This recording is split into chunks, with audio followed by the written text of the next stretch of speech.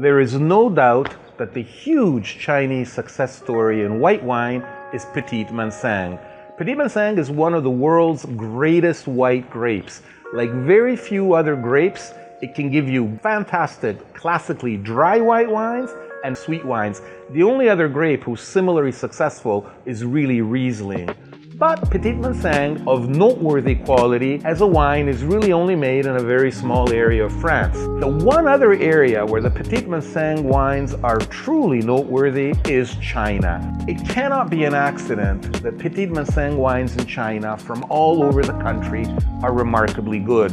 And because there are so many terroirs, the Petit Manseng wines are going to be different.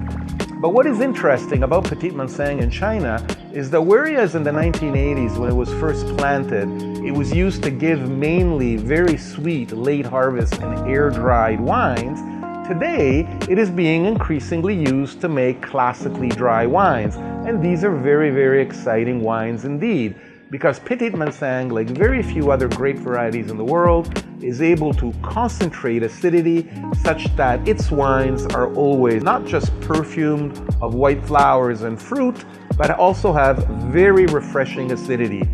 For example, Lungting Vineyards in the Shandong province makes world-class sweet Petit Manseng wines, and they've been doing it now for many, many years.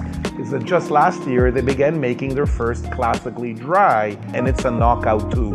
Always in Shandong, Chateau Anwo is making some really interesting Petit Manseng wines, maybe not as well known as some others from China, is actually a great source of world-class Petit Manseng wines.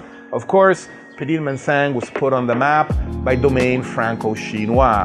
This world-class winery in the Hualai Bay is making one of the world's truly great sweet wines, extremely rich, luscious, but bright and fresh on the palate, and really deserves to be better known. But like I say, the list of wineries making world-class Petit Manseng wines is long.